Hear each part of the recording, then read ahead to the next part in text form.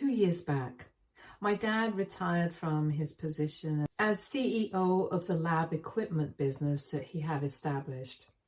He had promised me for almost 7 years that I, 30 male, would be the next CEO, but on the day of his retirement party, he announced that my brother-in-law was going to be the next CEO.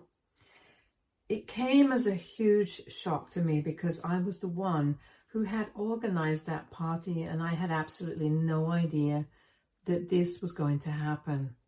I clapped along with everyone else at the party when he made that announcement, but later on, when I confronted him, he told me that he had his reasons for letting me down. Apparently, my brother-in-law, Zach, 34 male, was more of a son to him than me, since I was just a disappointment.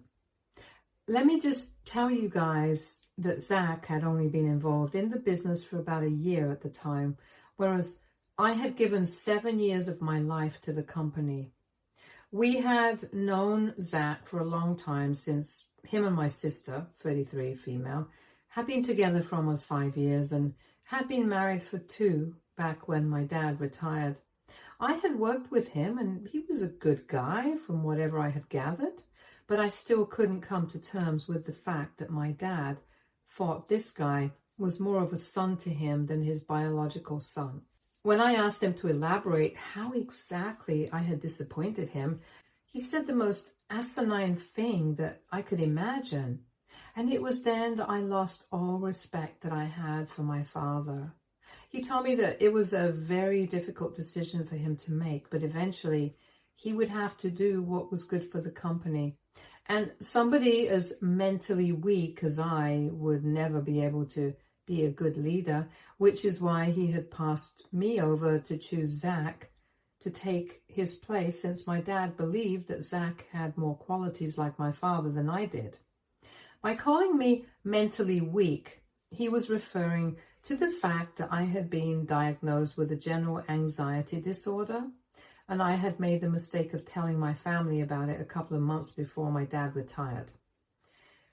While I was having dinner with my parents one night, I accidentally dropped a small container of anti-anxiety pills that had been prescribed, and then I had to explain it all to my parents.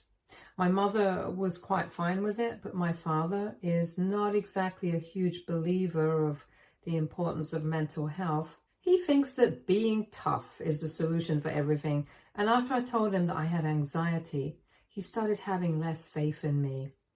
I feel like I should mention that my anxiety had never affected my quality of work, and I had never allowed it to get to a stage where it would make me less capable of being able to lead a company.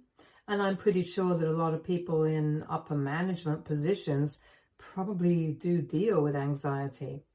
It can't just be me, and I'm sure that they are able to deal with their anxiety without letting it get in the way of their work. But my dad told me that I had disappointed him by making excuses for my weakness and even resorting to pills for all of this nonsense. And so after a lot of deliberation, he had decided that Zach would be the perfect candidate to take over the company instead of me. He told me that if I wanted to leave, I was free to do so. But because he couldn't trust me to lead the company like he had, since I had already shown him that I was not strong enough, he was not willing to hand over the reins to me. It was not only what he had said, it was also the fact that he had led me to believe that I would be the next CEO, even though he had made up his mind about it well before the retirement party. It was really hurtful, and that night I left the party early and never spoke to my dad again because he had really hurt me. At the end of the day, it was his company, so he could choose whoever he thought was the best choice. And if he thought that my anxiety was going to get in the way, then I had to respect his choice. But I didn't have to stick around and tolerate this kind of disrespect. So I resigned, and within a couple of weeks, I started working elsewhere. The only person from the family that I have kept in touch with was my mother after my sister found out that I was resigning, because I was pissed that my father had made Zach the CEO instead of me. She chose to take that as a personal attack instead of trying to understand where I was coming from. She called me later on to come to my dad's defense, and we got into a fight, after which we stopped talking. For the past 2 years, I have not spoken to my father or my sister, and obviously, I have had no contact with Zach. Occasionally, I do speak to my mother and check up on how she's doing. We try to meet at least once a month, and every time we meet, she tries to tell me to make things right with my father, but I'm just not interested. And about a week ago, my mother called me and she was quite frantic. She told me that apparently Zach had been caught up in some fraudulent activities, tax fraud essentially, and had been arrested, and now even my dad was under investigation because of his previous association with the company. I thought that was very upsetting, but I didn't know what exactly she expected me to do about it. So she told me that she wanted me to speak to my father, sort things out with him, and testify for him in court, if it came down to it, since I had worked with the company earlier. But I was very clear with my mother, and I told her that I was not going to get involved at all in any capacity. I was pretty sure that if my dad was getting investigated, all the other higher-ups involved with the company were going to get investigated at some point. If Zach had committed fraud, then it was quite a serious charge, and I don't want to get into the details of it. But all I know is that the further I stay from this mess, the better off I am. So I told my mother very clearly that I was not going to stick out my neck for my father, and they were going to have to deal with this on their own because I don't want any trouble. Besides, if my dad even really wanted my help, he should have spoken to me himself. He's the one who needs me. Why should I be the one to contact him first? My mother then started telling me that I was being childish and that instead of still being petty, I needed to talk to my father and clear the air with him because this was not going to be easy for the family, and right now we needed to stick together. I thought that my mother was being unreasonable, and I told her that my decision was final. I was not going to be reaching out to my father at any cost. So she then got mad at me and said that I was selfish and heartless because even when the family was going through so much, all I cared about was what had happened 2 years ago.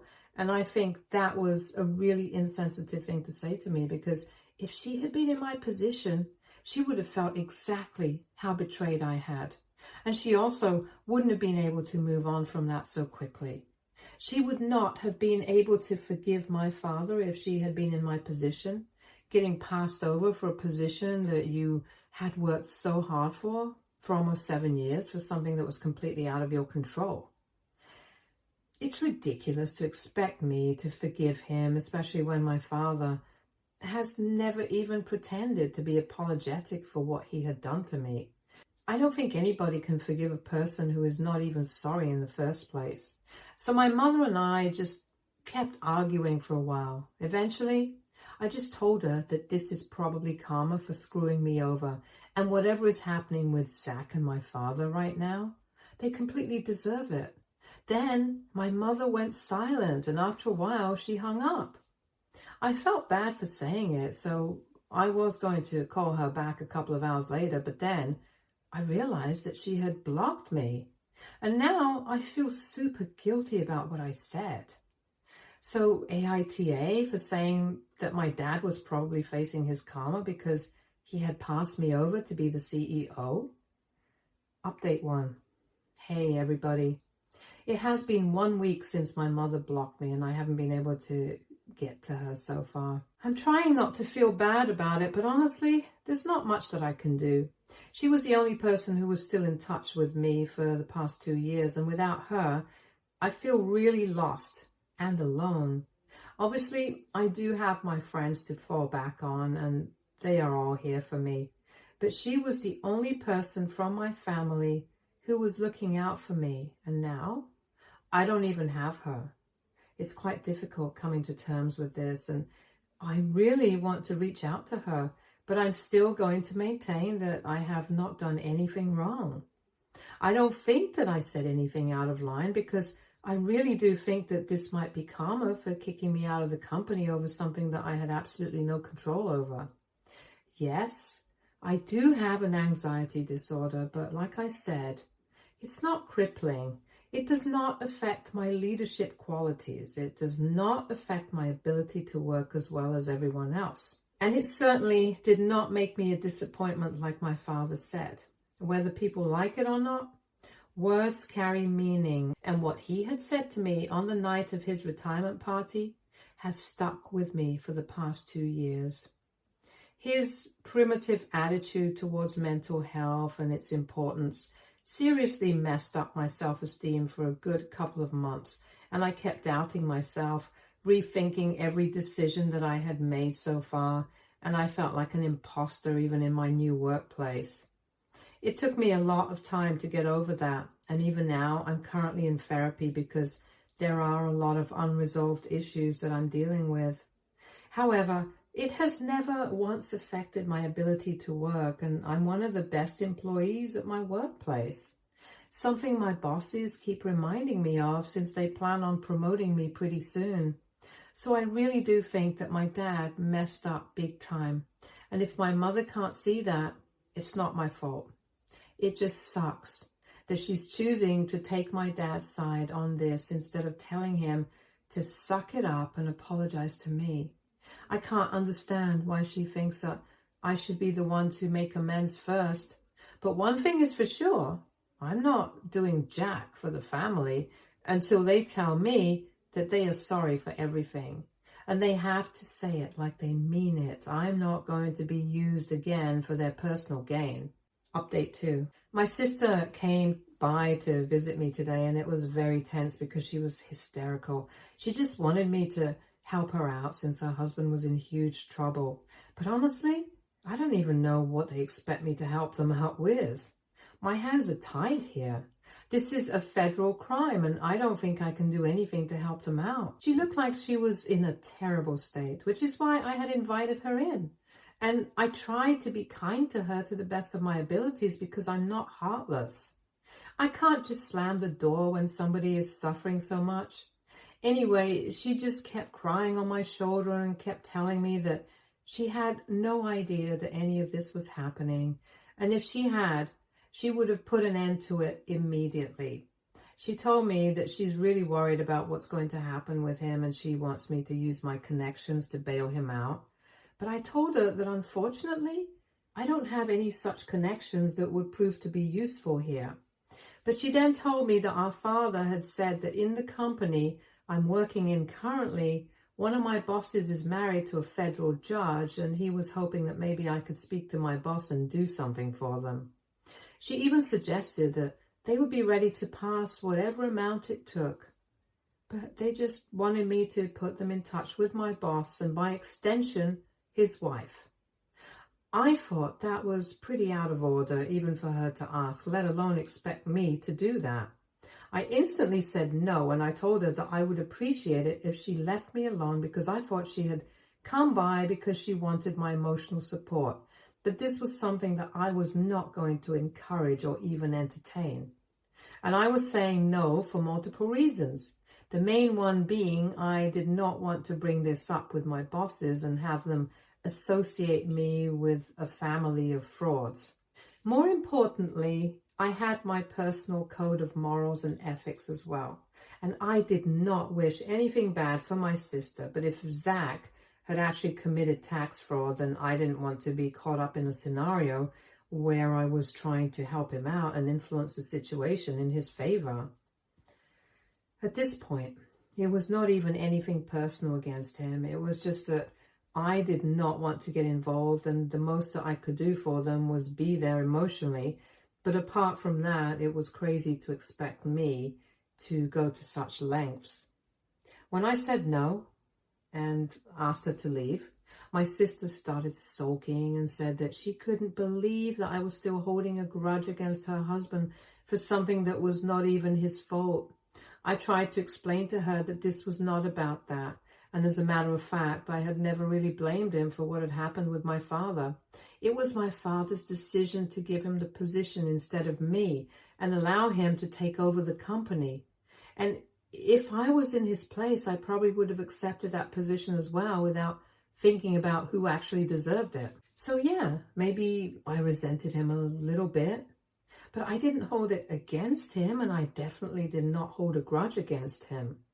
He was just simply not important enough for that. And I tried to say that to my sister, but she just refused to even hear me out and said that our mother had been right. It was pointless to try and talk to me because I was still extremely petty and selfish. So we ended up fighting once again, and I told her to leave my house because she couldn't just waltz in and insult me after everything that had happened, especially after I had tried to comfort her. Though she had never extended that same courtesy to me when I was going through a tough time. And in fact, she had actually fought with me back then because she took it as a personal attack. 2 years later, she was still doing the same thing. So if anybody was being petty and selfish, it was my family. And that comment that she had made about our mother being right about me made me feel really bad because throughout the past 2 years, she had been the only one who was there for me, and now it felt like she had never actually been there for me at all. And it was all for show. I was already very hurt, and my sister refused to leave. She just kept standing there and said one hurtful thing after another. So it eventually came to a point where both of us started screaming so loudly at each other that I couldn't even make out what she was saying. We ended up cursing at each other, but then she finally left, and I feel terrible about everything that's going on. But at the same time, I feel like they deserve every bad thing that's happening to them. I honestly feel like even keeping in touch with my mother for the past 2 years had been a huge mistake, and I should have just cut my entire family off when I had the chance. Even now, I regret trying to be there for my sister because she was acting hysterical. They are definitely not worthy of my time or energy anymore, and they keep proving it to me again and again. But for some reason, I just keep finding it incredibly difficult to cut them out of my life entirely. I keep thinking about our childhood, how close we used to be, and my heart hurts to even talk about it now. All of this just genuinely sucks. I just wish for it all to be over soon. Update 3. Hey, so it's been 4 days since my sister visited and we got into that fight, and after that, nobody spoke to me for the next 4 days. I almost started thinking that they were going to leave me alone now, but today my parents finally showed up, and this time I had made up my mind that I was not going to let them in.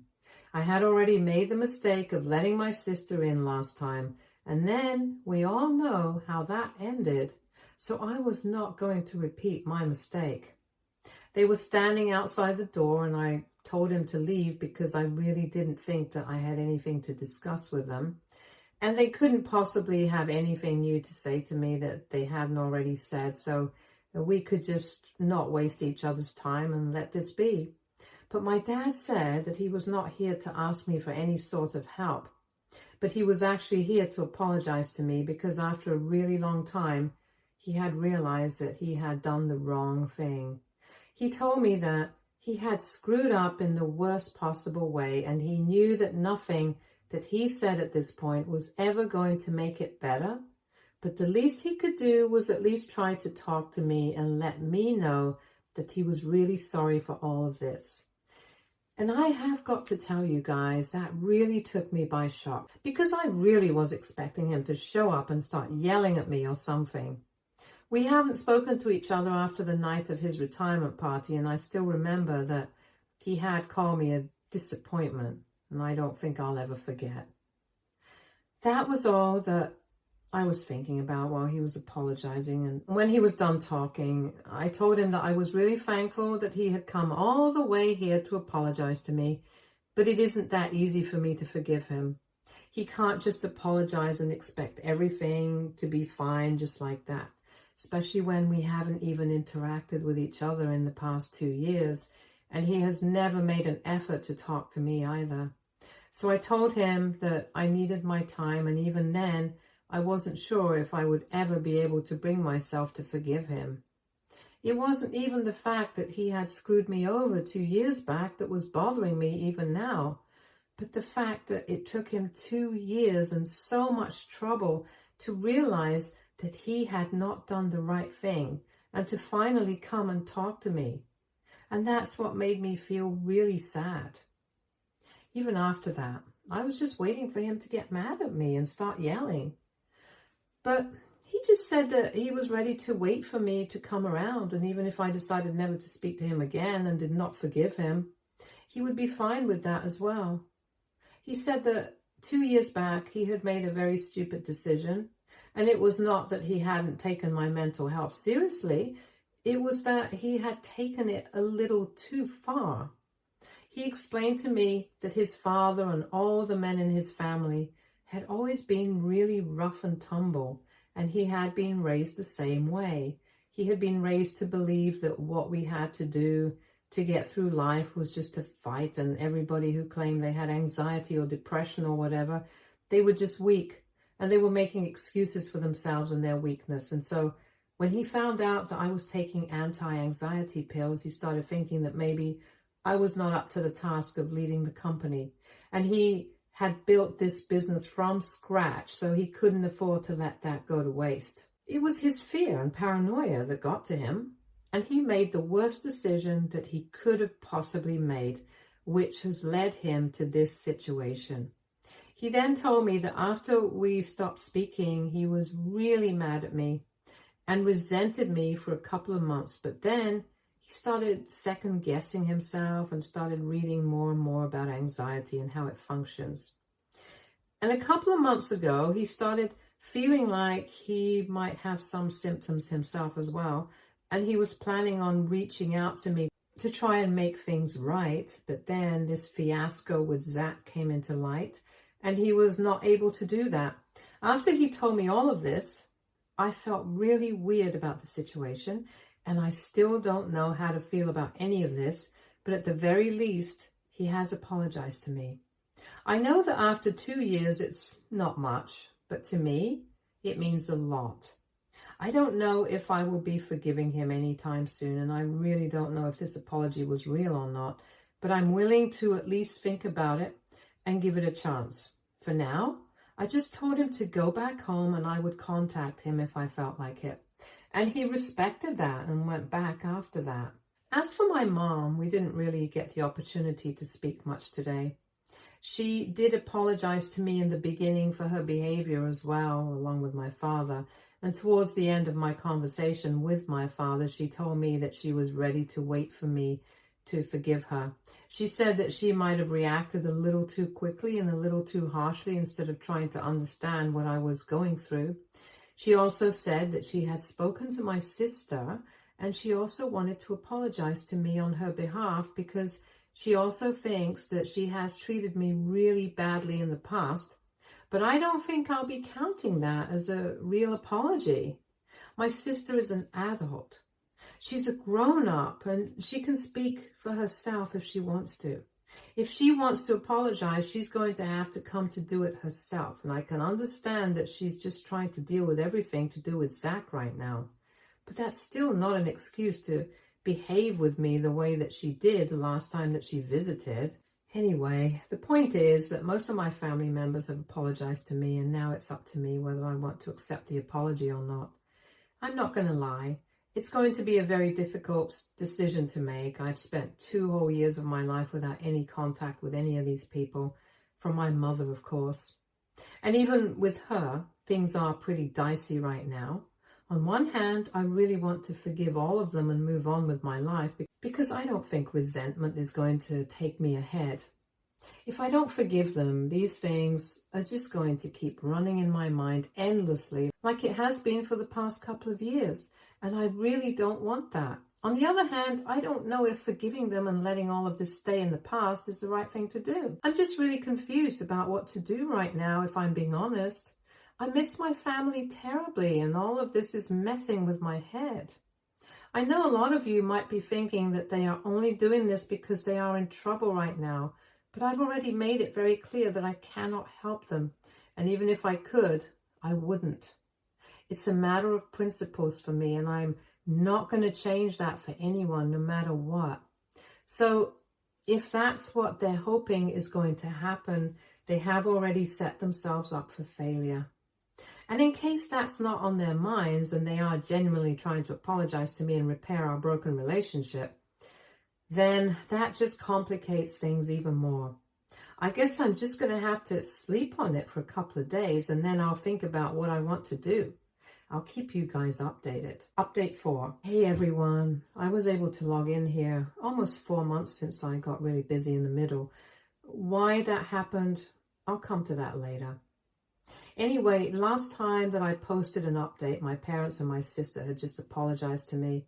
My parents had apologized to me in person, but my sister, I guess she was too caught up with the situation with Zach, and that's why she had told our mother to apologize to me on her behalf.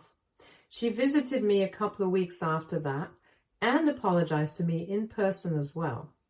And I told her the same thing that I had told my parents, that I would think about it and let her know what I wanted to do about this. And I did think about it. I took my own sweet time, and last month I told them that I would like to rebuild my relationship with them. But it had to be at my own pace. I told him that I would be willing to have dinner with them once a month from now onwards and see where it goes, because I'm still not sure if rebuilding a relationship with them is a good idea or not. But they were thrilled and said that they were okay with it as long as I was happy. So that's where it's at right now. And we had dinner together a couple of weeks ago this month. It was sufficiently awkward, but I could see that they were really trying to make up for the past by being extra nice to me. Zach was not present at this dinner since my sister filed for divorce from him 2 months ago, and he had already been fired from the company. My dad offered to make me the CEO, but I declined. I think I need some more time. So my dad is handling things at the company right now, and he's still waiting for an answer from me. I'm going to think about it for a couple more months, and then, I don't know, I might accept. For now, I'm just trying to make time for the things that I love, and that includes my girlfriend. She is a really old friend of mine who I started dating a couple of months ago, and that's what has kept me so busy for so long, because now there is more to my life than just work and family drama. In fact, she is the one who convinced me to forgive my family and give them a second chance. I'm really happy that we are together, because so far I've never asked her out, even though I have liked her for a really long time, because I didn't want to get rejected and then end up ruining our friendship. But I'm glad that she took the first step. Now we are together and I'm as happy as can be. So things are going pretty well for me right now. Stay tuned for more stories from our girl relationship.